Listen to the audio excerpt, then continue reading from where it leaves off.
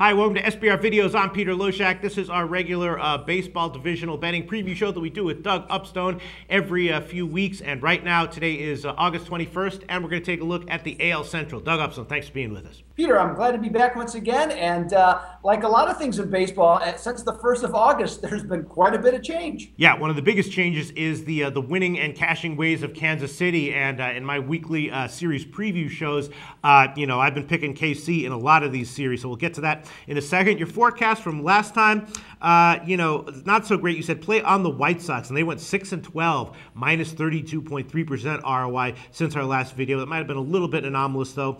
And then you said bet on Cleveland at home, bet against Cleveland on the road, but they turned out to be a good bet in both areas. They were 7-3 at home, plus 20% ROI, but also 4-3 on the road, plus 17% ROI. So the right call there would have been just bet on Cleveland in all areas. Let's just start with Kansas City. They've been the most profitable team in baseball in August since our last call, plus 54% ROI.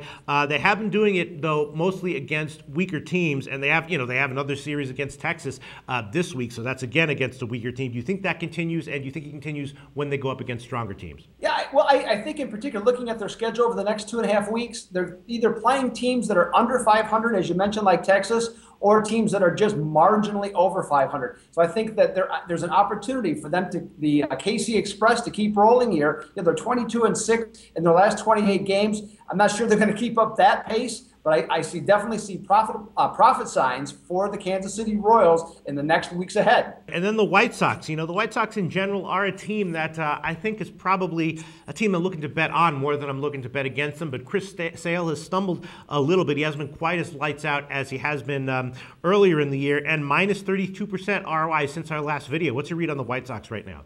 Yeah, what's happened is a couple things. Is that other than Chris Sale, all the rest of their pitching has just been horrible. That includes both starters and the bullpen. And the one thing that has kind of kept them afloat all year has been the offense. But in their last 18 games, Peter, 13 times they've scored 3 or fewer runs. That has just killed this team, and that's why, at least to me, at this point, I think you get off the White Sox, or if they continue not to hit, I think you look to continue to play against them. And then the rest of the AL Central, Minnesota has started to become, they've always been kind of a sluggish team, but they maybe overachieved a little bit based on what they look like on paper. They have started to be a good bet against, though, minus 16% ROI since our last video.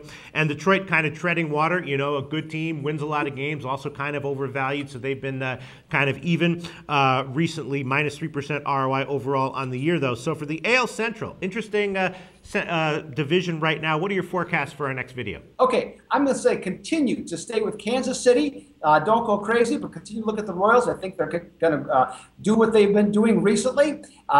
You mentioned Minnesota, Peter. One quick fact. Look to play against Minnesota when Phil Hughes is not pitching, because they are 39-61 when he is not on the mound. So they're just flat out horrible when he's not playing. And then again, I'm still going to stick with my story. I'm going to stick with Cleveland at home and play against the Indians on the road. So your forecasts are bet on Kansas City and then bet against Minnesota, or is it only bet against Minnesota when Phil Hughes is not starting?